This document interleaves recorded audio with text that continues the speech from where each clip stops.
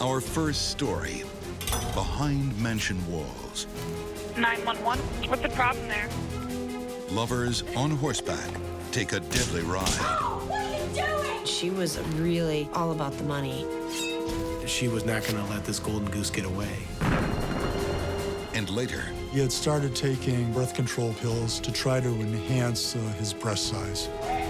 murder opens a closet full of secrets. The person on the other end of the phone is telling me that his sister's dying in his arms. Hello, Karen. I'm Christopher Mason. The end of a marriage can be a dirty business. With some wealthy people, money comes first, love comes second, and respect for human life, not even a distant third. Faced with losing millions, these husbands and wives chose death before divorce.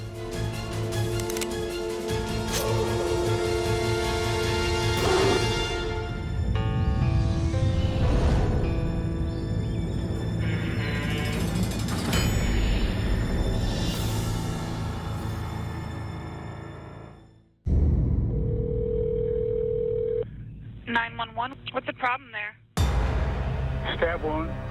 Who was stabbed? Me. Who stabbed you? My wife. Did she do it intentionally? Yes. Were you involved in an argument? Sir? Sir? Those were some of the last words spoken by Dr. Peter Franklin, a man most considered a pillar of his community. But as Peter's life ebbs away on his front lawn, his wife is making her own 911 call. If what she says is true, the night's next casualty will be the good doctor's reputation.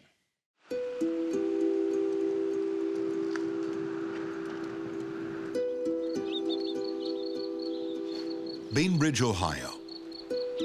If you make good money in nearby Cleveland, you buy a nice place for your horses out here. We don't have a lot of murders in this county. We're contiguous to a larger metropolitan area, being Cleveland. Large homes, mansions outside. People have large farms here and more of a bedroom community. And for many years, if you fell off your horse in these fields, you might go and see Dr. Peter Franklin. Peter's family was very wealthy. Deceit.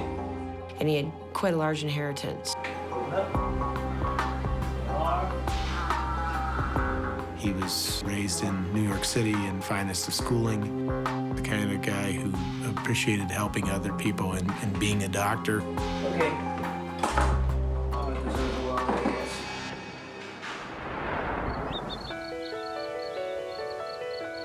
When Dr. Franklin isn't at his family practice, he's often out riding with his new wife, Sandra. Hey, how you doing over this morning? Peter was divorced. He had a passion for horses, and Sandra was teaching horseback riding lessons. How about that special place? And they were both frequent riders. She was 20 years younger than him, and she was a cute, small, attractive person.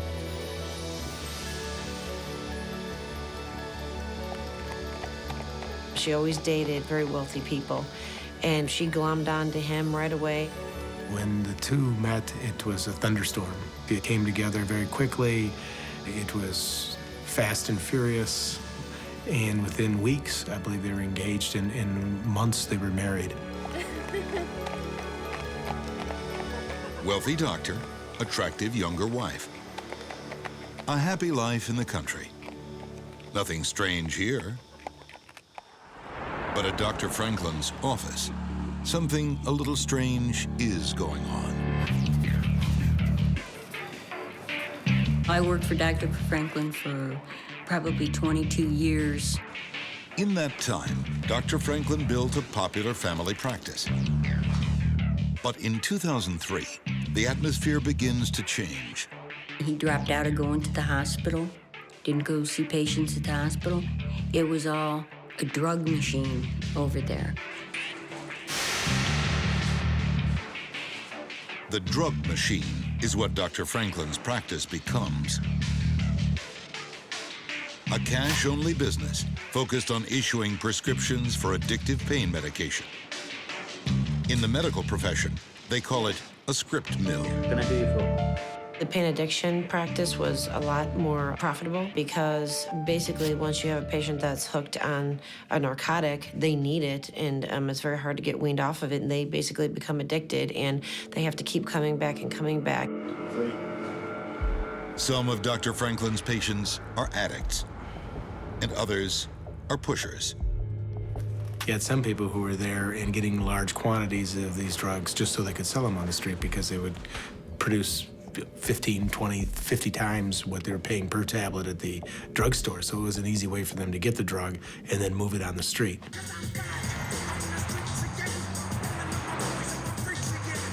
And when those drugs hit the streets, it starts to draw the attention of law enforcement. We found in our investigations that a lot of times the drugs that were getting out in the street were all sourcing back to individuals who were getting prescriptions from Dr. Franklin. According to Dr. Franklin's wife, there's also trouble at home. On August 7th, 2009, she calls 911 I'd like to report a domestic violence incident. to complain about her husband. Yes, my husband and I had a fight, and he hit me. I really need it documented that he has been violent and that I'm really scared of him. 10 days later, she will call again, and this time, it will be a matter of life or death. My husband attacked me, and I'm stabbed him. And you stabbed him with what? A knife. A kitchen knife. When 73-year-old Dr. Peter Franklin meets a perky young equestrian named Sandra, it's love at first sight. Dr. Franklin can't resist Sandra's youthful beauty, and she enjoys the kind of life his money can bring. A whirlwind romance spins into a lightning-quick waltz down the aisle. But the doctor is not quite the man she thought she married. He was a difficult person to understand. He was kind of a strange character. Peter Franklin can be cold and distant. He has trouble understanding people's emotions. He knew he didn't have appropriate emotions for things. And quite frequently, he didn't display empathy, sympathy, concern. He was just like academic. I mean, imagine any of us being without emotion. That's how he was. Dr. Franklin is also haunted by a terrible moment in his past. He and his child and his child's friend went camping. Feel good? Feel good, okay. You want to go and play? Okay. And the child was playing with matches near the gas well.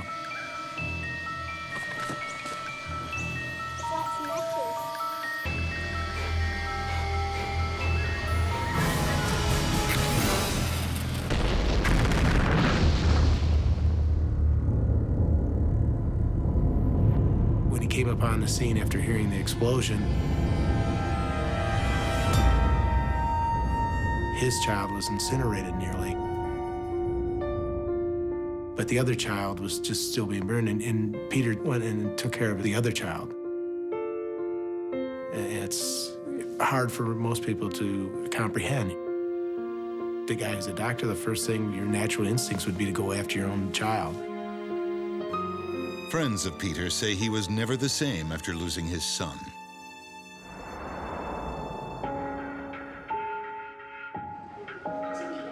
Enough of it. Just sign the form. I am not interested in life insurance. Now he is under 72 pressure years and old. facing a You new need crisis. it. It's $20,000. I am not interested. You are 20 years older than me. I need the security. His rushed marriage to Sandra has collapsed into fighting and petty arguments. Their relationship, it fell apart, I believe, rather quickly. They were in the throes of a divorce. Sandra says the doctor has a wandering eye. She was accusing the doctor of having an affair with his office employee, a girl that was very young and actually whom they had both kind of thought of as a daughter. Meanwhile, all those prescriptions for painkillers have caught the attention of the local police. They raid his clinic, and tension between Peter and Sandra reaches breaking point.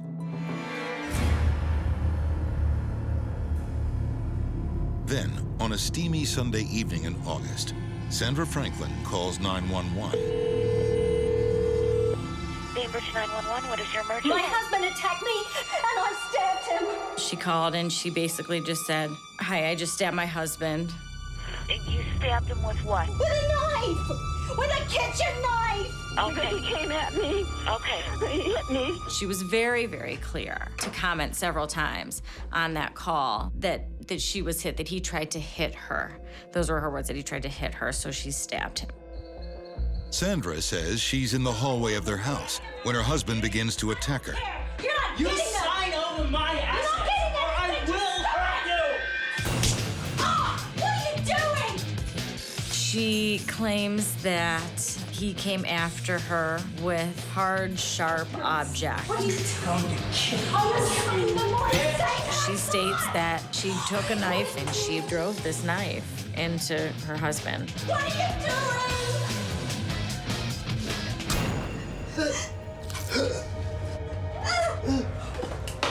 Dr. Franklin then staggers from the house into the yard. And Sandra makes her desperate 911 call. My husband attacked me, and I've stabbed him. But out front, Peter is making his own 911 call. 911, what's the problem there? Stab wounds. Who stabbed you? My wife. And as Peter's life slowly drains away, he goes on to say more. Were you involved in an argument? She won. Sir? He said she won. Sir? I believe he meant that this had been a long time coming, and she basically finally did him in, and she won.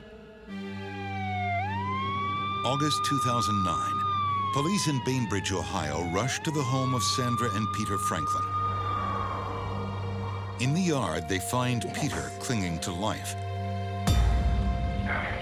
The knife's come out. Are you bleeding? Yes. Stay on the phone with me, okay? He called 911 first, and he's basically saying, "Send help." I think he knew he was bleeding to death. Sir? Sir? Inside, they discover his wife, Sandra, and the 12-inch butcher knife she used to stab him. She was initially arrested for charges of felonious assault. All I tried to do was defend myself. She was taken back to the Bainbridge Police Department. Did he push you, shove you? Yeah, he smacked me hard in the face and knocked me to the ground. Is that when you picked the knife up? He didn't see it. I picked up the knife, and then he had something sharp, and he went like this, and then he put it up to my throat. He said, "I'm gonna kill you." She was not concerned. She didn't seem concerned at all about her husband, about the condition that he was in. I feared for my life. He said he was gonna kill me right then. Also seemed much more concerned about her animals, her cell phone. I'm worried about the horses because Matt just moved into the barn. As opposed to her husband and how her husband was doing. I didn't have any intent to do anything more than defend myself. I didn't want to kill him. I hope he's not dead. It was only after probably about an hour or so later after her arrest that the police department learned that Peter had unfortunately passed. And at that time, they arrested her for murder. Sandra Franklin wants police to believe that her husband is a violent monster who beat her and threatened her life.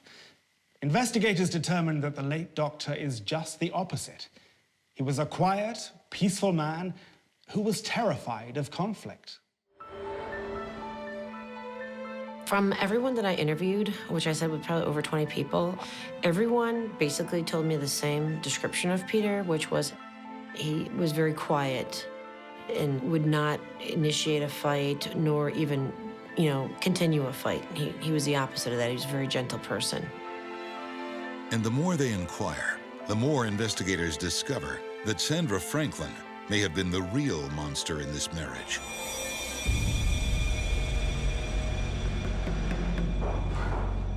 In everyone that I interviewed, I couldn't find anyone that liked her. Oh, look at this. Where do you think you're going? To lunch. It's after 1 o'clock. Really? Who told you you could go? They all told me that she was arrogant, paranoid. May I go to lunch, please? She was money hungry. She would often be screaming at the employees, firing them. Enjoy it. You won't have a job for much longer. Go! Get out! Basically, a very nasty woman was her general demeanor. Under arrest, Sandra tells anyone who asks that her whirlwind wedding with Peter was all about love. But the evidence found by investigators tells a different story. This marriage is all about money. She just took over every financial aspect of his life. He had a number of properties that were titled in his name. As soon as they were married, she had them titled all over to herself, telling him that, well, if you ever sued with malpractice suit, they couldn't get at this because it's in my name. Go on, get out. She would come into the office at the end of every day, take all the cash out of the cash box, and go. There was no concern for patients there, and it was all about the money. The money, the money, the money. And she spent it as fast as he made it.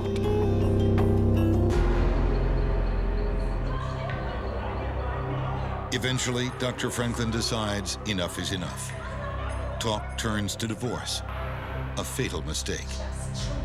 There was a life insurance policy for the sum of $1 million that Peter didn't want. Just sign the form. But Sandra really wanted and pushed for it.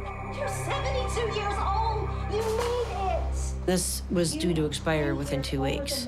So technically, if he was not killed within 2 weeks, that $1 million life insurance policy would have expired. She was not going to let this golden goose get away. I picked up the knife. Sandra wants the police to believe it was kill or be killed, but the evidence tells a different story. Let me ask you this. When you made contact with him, was it in the kitchen or down the steps? I don't want to talk anymore. It was in the kitchen area there? I will hurt you! She said that Peter came after her with this unknown object Oh, what are you doing? in the kitchen area near the steps.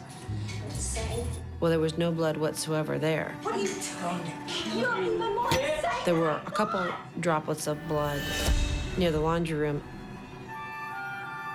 So our independent investigation showed that Peter had to have been in the laundry room. This wasn't in self-defense. It was a sneak attack. And I think that she ambushed him and stabbed him. He had to have taken the laundry and stopped the bleeding because he was a doctor, he would know. And then he went out of the house and got away from her to call 911.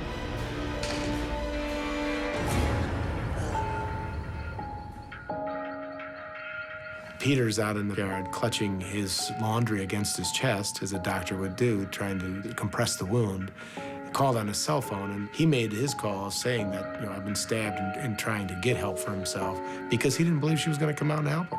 This wasn't a loving woman. She hoped he bled to death out there. She won.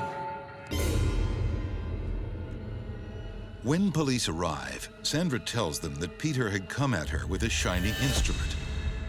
We had a specialized crime scene unit come and examine the scene. They're experts in crime scene, and they didn't find any weapon whatsoever, as Sandra described, that Peter would have attacked her with anywhere.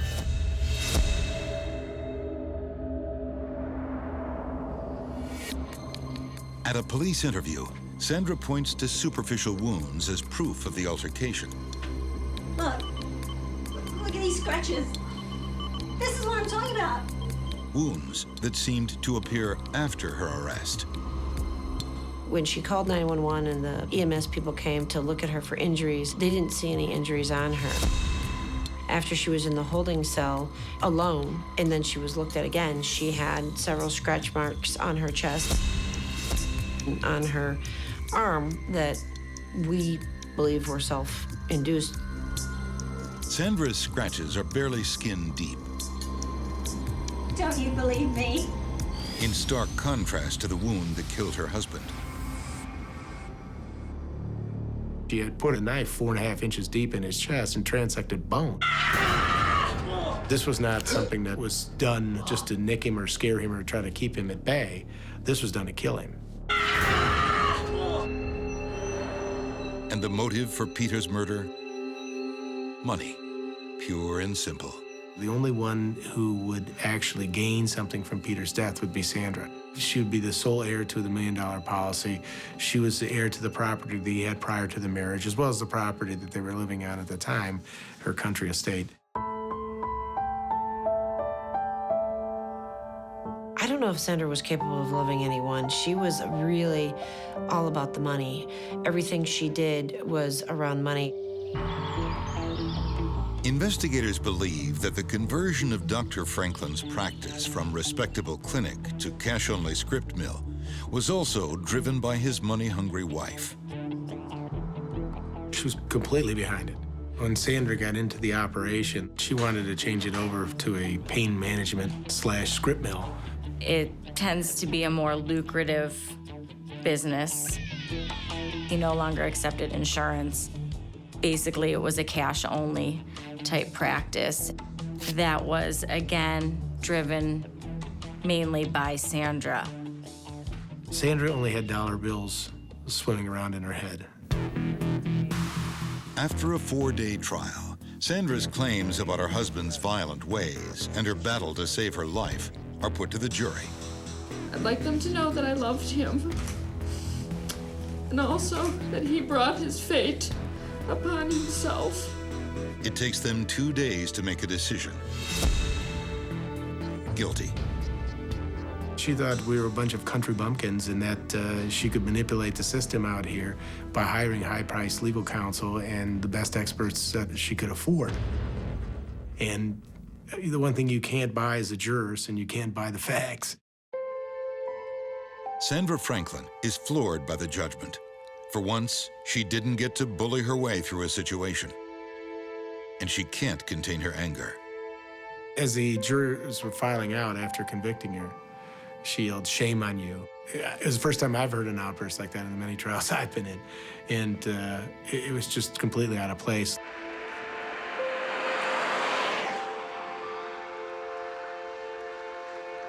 For Sandy McDermott, Dr. Franklin's former assistant, the conviction means justice has been served. I think she really thought she was going to get away with it. She really played up this, oh, I'm petite and small and helpless, and Peter's this massive big guy. Well, he was a massive klutz. He was your typical major geek. He was so incompetent with tools. I doubt that he could have held on to her to hold that penknife up her neck, which she was convinced was going to kill her.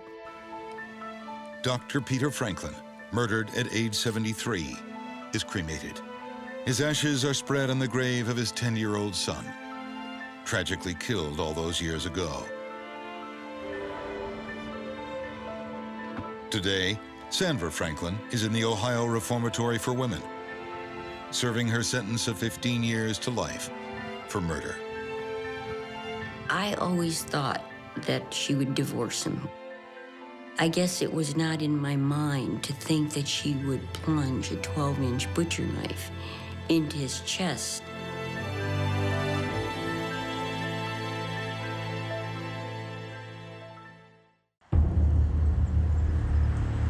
July 14th, 2000, I remember it like it was yesterday. I had just started my night shift, and we got a call for a shooting. because we're so close to July 4th, I remember asking the dispatcher, we get a lot of fireworks calls at that time of year, so I asked the dispatcher, I said, can you confirm and make sure it's not fireworks? Her response was, no, it's not fireworks. The person on the other end of the phone is telling me his sister's dying in his arms. Wenham, Massachusetts. By July 2000, Sergeant John Gray had served in the local police department for 4 years. He is about to walk in to his first murder scene. It was pitch black. It's the middle of the night. Not a lot of lighting on the property. And went up on foot to get to the house because I didn't want to be a target. We approached the house, and it's a pretty large mansion. Just people screaming and panicking. Check it out upstairs. How long ago was she shot? A few minutes. Everyone's screaming at us at once, trying to say, we think he's still in the house. I think he's upstairs. He's got a gun. Mrs. Sharp's brother was holding his sister in his arms. It was obvious to me that she had passed away. Do something. Lying dead on the floor of her own house is 44-year-old Karen Sharp, caring mother of 3, a popular neighbor, and a woman with more than $3 million in assets to her name. A small fortune that cost Karen her life. The story of Karen Hatfield and Richard Sharp begins in 1972 with a love affair between high school classmates.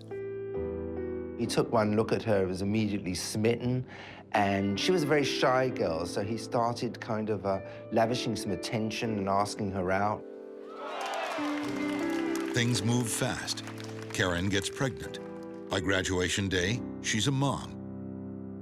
3 months later, she's Richard's bride.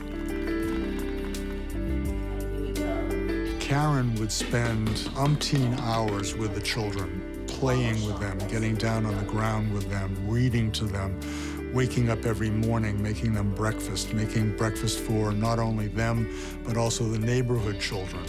It was common knowledge that that was the type of person she was. While Karen devotes herself to raising her 3 children, her husband becomes a doctor. Dr. Sharp was very pale. He had very long hair. He kind of looked like a bad version of Mick Jagger, perhaps. It shouldn't hurt too much. It's a bit like being flicked with a rubber band. After he got his medical degree, he stated he wanted to cure cancer. That was his long-term ambition, but he decided there was money in skincare. He was a pretty bright businessman. He bought laser machines for hair removal, and he ended up making millions of dollars from the business side as opposed to from the medical side. In the year 2000, Richard Sharp claimed he was worth about $5 million, which then was probably, double what it is now. Hey, let's have a look.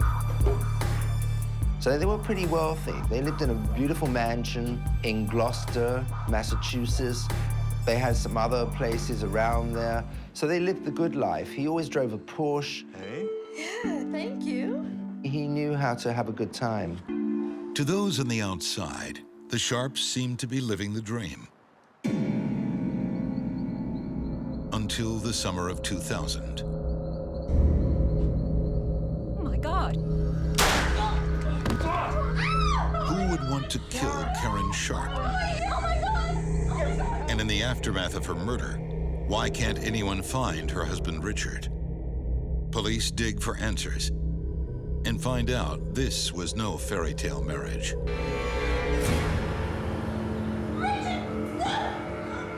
Dr. Sharp was an abusive boyfriend, became an abusive husband. He was physically abusive, emotionally abusive, and verbally abusive. They had a terrible marital relationship. There was a story that I think on New Year's party, he completely lost his temper and he stabbed Karen in the face with a fork. And he was incredibly violent. He would drink a lot, and he'd also be self-medicating himself with drugs. For 27 years, Karen's too afraid to leave her husband. It was a classic battering situation because Dr. Sharp was a very controlling individual. He was a control freak. She did not have the means or the wherewithal to leave the marriage.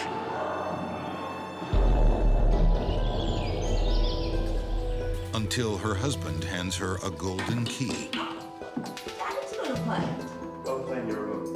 Richard, we're gonna play a game. You can finish later. I need to sign some paper. He'd signed over all his property to her because he was scared because he was being sued by a computer company for a patent. Here? Yeah. Dr. Sharp, wanting to outsmart the opposition, And just down the line. decided to transfer millions of dollars into Karen's name so that he would be judgment-proof. But when Dr. Sharp transferred all of these assets, these millions of dollars in real estate, into her name, she felt empowered. And now she was able to break the yoke, break the chains of the domestic abuse, and she found her voice and decided she was going to leave Richard Sharp. Richard Sharp thrives on control and money. Now his wife has them both. And she dares to go one step further. She leaves Richard and begins an affair. She started seeing the builder who was doing all this building on their new house in Wenham, Massachusetts. He was very, very jealous. Karen wants a divorce. In a secret affidavit, she details all the reasons why their marriage should be dissolved. And domestic violence is only the tip of the iceberg. He would do bizarre things. I mean, he did strange things from the beginning, but his bizarreness only escalated as the relationship went on.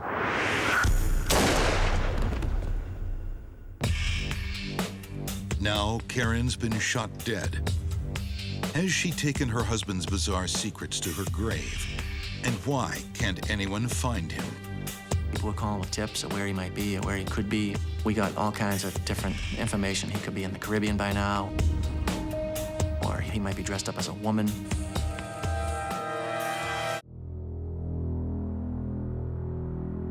For 27 years, Karen Sharp was a doctor's wife with a perfect family. Then, she was shot dead. Town of Wenham, it's a pretty small town, so we don't get a lot of murders in this town. As Officer John Gray looks into the dead eyes of Karen Sharp, he is surrounded by eyewitnesses to her murder. It's her husband, her ex-husband. There was no doubt that it was him. By witness accounts, everybody there said it was Dr. Richard Sharp had killed his wife. On the night of her shooting, Karen had been celebrating her impending divorce with her brother and her friends. We should. Be good. Babysitter saw the door open, and she saw a pale-looking man.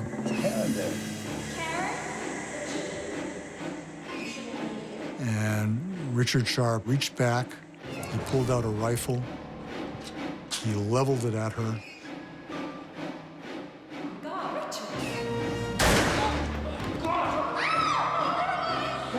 Severed her spinal column, and she died on the spot.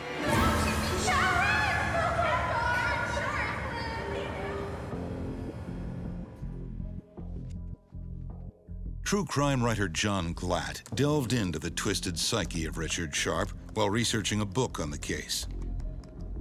Well, I thought the Richard Sharp case was a fascinating case. I mean, it had elements of true crime which I'd never seen before. I'd written 20 books, and this is definitely one of the most interesting. It was a, very charismatic personality, very, very different. And I just wanted to find out what made him tick.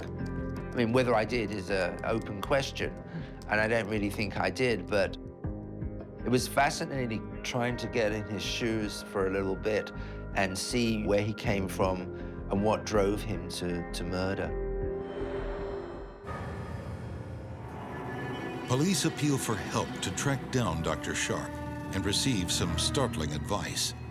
You might want to look for a woman matching the description.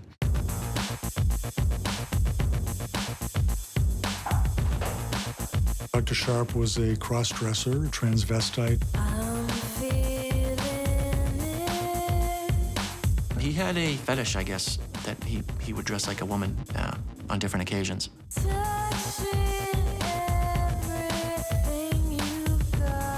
Police are told this had been going on throughout Dr. Sharp's marriage. He had even pulled outfits from his wife's underwear drawer. And then...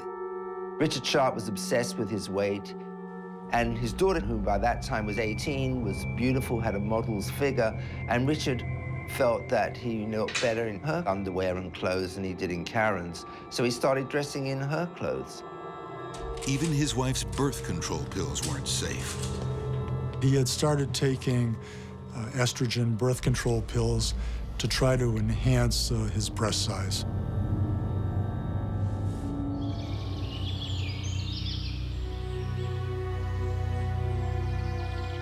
In recent years, Karen had worried about the effect on her children. The young son, on a couple of occasions, would be getting ready to go to school, and Richard would come in drag. How dare you come in here dressed like that? And he looked like he'd been out all night. His mascara was running, his hair was all over the place. Richard, in front of Mikey, get out! How dare you do this in front of him? And Karen was just horrified by this. For years, the respected doctor's cross-dressing has been hidden from the public eye. But that's about to change. Dr. Sharp had checked into this motel in New Hampshire and had used his own credit card. They had the local police there, the state police from Massachusetts. They threw a canister of tear gas into the room, and Dr. Sharp came out without incident. 28 hours after Karen Sharp's murder, Richard Sharp is arrested. Placed on trial for murder, his bizarre sexual behavior could become his best shot at freedom. It's time for the doctor to make his secrets public. When they read the January issue of Boston Magazine, society matrons almost choke on their afternoon tea. Above a caption that reads, "Sharp-dressed man. Is that nice doctor from Gloucester?" in a low-cut blouse and fishnet stockings. The door to Dr. Sharp's closet has been flung wide open. It did come out during the trial that Dr. Sharp was a cross-dresser, a transvestite. The government, we did not present that evidence. That was defense evidence to try to show how crazy Dr. Sharp was. On trial for first-degree murder, Richard Sharp pleads temporary insanity.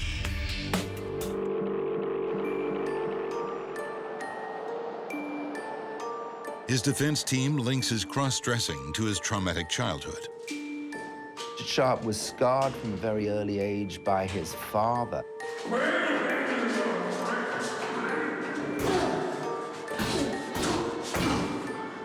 He beat up Richard and his elder brother, but he didn't beat up the sister. So Richard found sanctuary by dressing up in her clothes, because somehow it would, take him to another state of mind where he felt safe and secure that his father wasn't going to beat him up.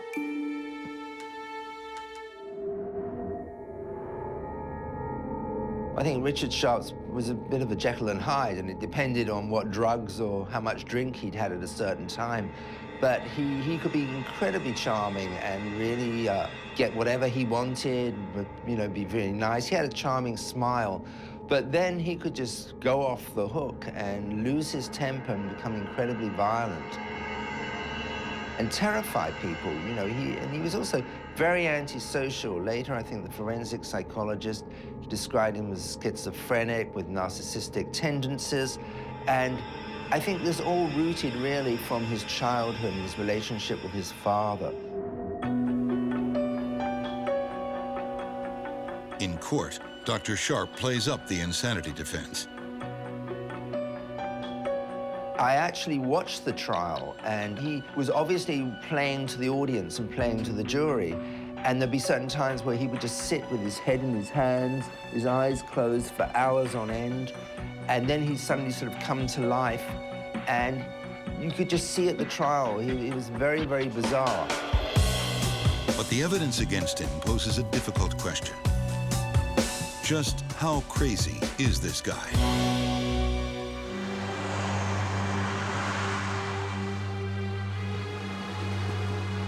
The prosecution said it was a very carefully laid plan, and he knew exactly what he was doing.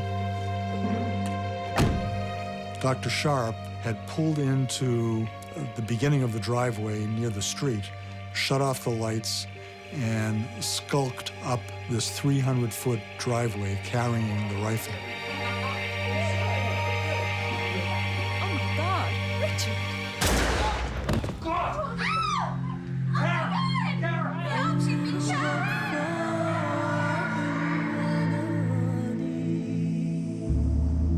After he shot Karen, he then fled the scene.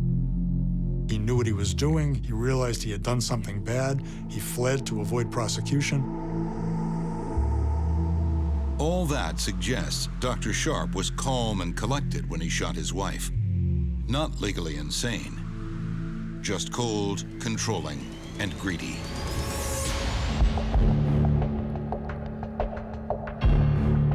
As the prosecutor, I tried to show the jury that this was not a case of insanity. The overwhelming motivation was control.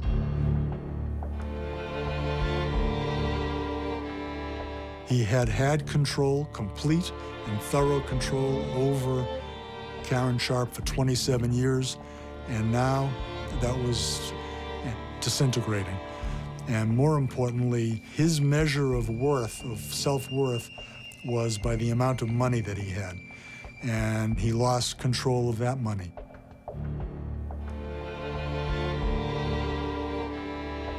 So I think all these things kind of built up and drove him to murder. I think Richard killed Karen because I think there were a number of things. Firstly, he'd lost control. He couldn't face the fact that she was leaving him for somebody else, and he was losing her. I think there was also, you know, he didn't want to pay her the money that she was going to get in the divorce. She had a very, very smart divorce lawyer that was going to take him for at least 50% of what he had, and I don't think he could face that either. The jury spends 2 days contemplating the tragic tale of Karen and Richard Sharp. They decide that the doctor is guilty of first-degree murder. He receives the mandatory sentence of life without parole. But his life of crime isn't over. One of his fellow prisoners was about to get paroled, and Dr. Sharp wanted this prisoner, once he got out, to take a hit out on the prosecutor, namely me, and murder me. Remember everything I told you. And he was going to pay this man tens of thousands of dollars if he was able to take me out. What's the name of the prosecution? It was a little disconcerting, but frankly, Dr. Sharp was such an inept criminal that at the end of the day, I did not really feel like I was going to suffer any harm at his hands or someone that he was going to be able to solicit. And Sharp also plans an elaborate attempt to break out of prison. He had hatched, while he was in custody, an escape scheme. He had hired one of the other inmates, another prisoner, to arrange to break him out of custody. And at one point, Dr. Sharp was going to Mass General Hospital for an MRI or a CAT scan. And he got this other inmate, told him he would pay him tens of thousands of dollars if he would get some people to shoot the guards that were holding him and help him escape and flee the country. And there would be a big bonus for them when he passed the border in Canada. But the scheme never gets off the ground. The inmate realized he didn't have the money anymore after reading the papers and turned him into the cops.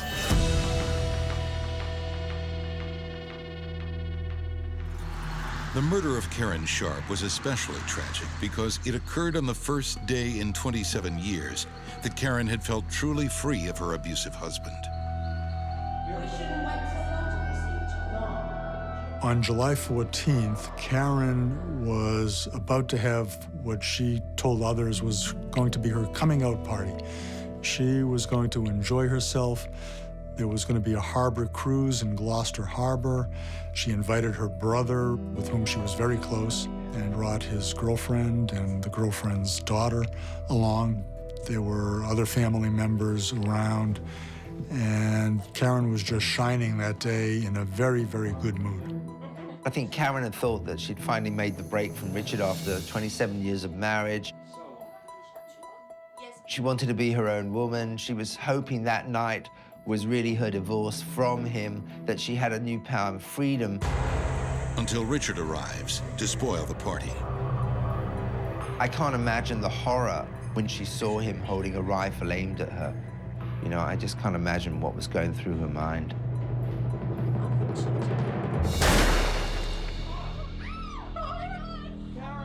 The tragedy of this whole thing is he had a restraining order against him. Unfortunately, he violated the order, and at the same time that he violated it, he killed his wife. Then in 2009, Dr. Richard Sharp plays his final card, hanging himself in his prison cell. I didn't shed many tears for Dr. Sharp. I thought that he was an evil, abusive, manipulative murderer. And if he wanted to take his own life, that's fine. This is a guy that had everything.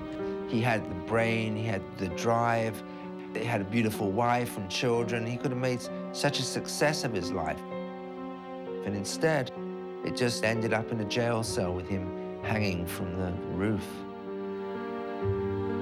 The children had to witness their mother being killed by their father. He ruined a family, and he ruined a life, and I just think it was a huge tragedy for these children.